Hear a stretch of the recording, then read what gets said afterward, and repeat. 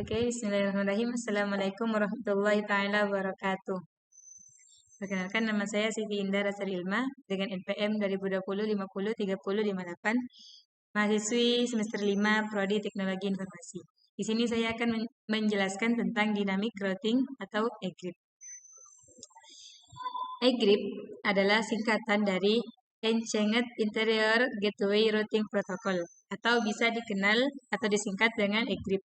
Merupakan salah satu tipe dynamic routing yang open standard. Jadi setahu saya EGRIP itu hanya bisa dijalankan di Cisco, tidak di lainnya.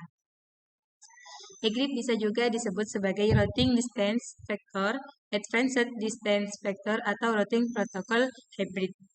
Nah, jadi EGRIP selain bisa dijalankan di Cisco, itu memiliki 3 tabel penting. Yang pertama routing table, yang kedua neighbor table, yang ketiga topologi table. Routing table yakni menampilkan base router yang menuju destination network. Nah, jadi di sini adalah tabel tentang routing table. Routing table itu menampilkan base route yang menuju ke destination network. Yang kemudian adalah neighbor table, menampilkan informasi directory connected router. Neighbor table atau bisa disebut dengan tabel ketetanggaan. Yang ketiga adalah topologi table, menampilkan base routing atau base route yang dipelajari dari masing-masing neighbor atau tetangga. EGRIP menggunakan ASN untuk konfigurasi routing. Jadi konfigurasi routing pada EGRIP itu menggunakan ASN.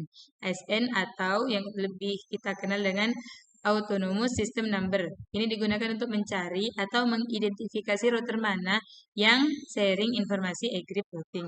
Hanya router yang memiliki ASN yang sama yang dapat melakukan sharing informasi EGRIP router.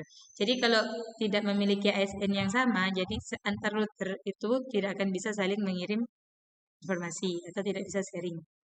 ASN atau Autonomous System Number adalah sebuah identity dari router EGRIP. Identity atau identitas dari suatu EGRIP.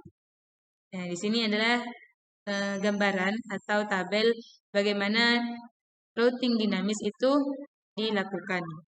Itu bisa dilihat sendiri.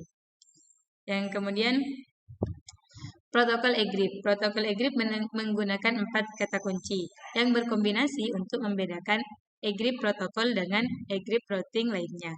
Yang pertama adalah neighbor discovery atau recovery. Yang kedua adalah reliable transport protocol, dual finite machine, dan protokol dependent modules.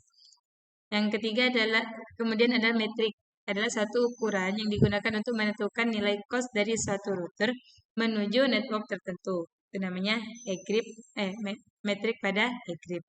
Yang kemudian apa saja metrik yang digunakan di dalam EGRIP? Yang pertama metrik bandwidth, delay, reliability, loading, dan MTU. Reliability, loading, dan MTU tidak direkomendasikan karena dapat menimbulkan kalkulasi pada topologi. Jadi yang direkomendasikan itu adalah bandwidth sama delay. Yang kelima, pesan EGRIP. Nah, jadi kan EGRIP itu berkomunikasi antara EGRIP dengan neighbor routing lainnya itu saling berkomunikasi dengan syarat ASN-nya itu harus sama. Yang pertama itu adalah hello, kata hello dari sesama routing. Itu merupakan pesan atau komunikasi antar routing. Yang kemudian adalah update. Jadi setiap ada update informasi itu pasti ada notif update atau memberikan pesan update antar routing. Kemudian query. Query itu pertanyaan, menanyakan keadaan antar neighbor.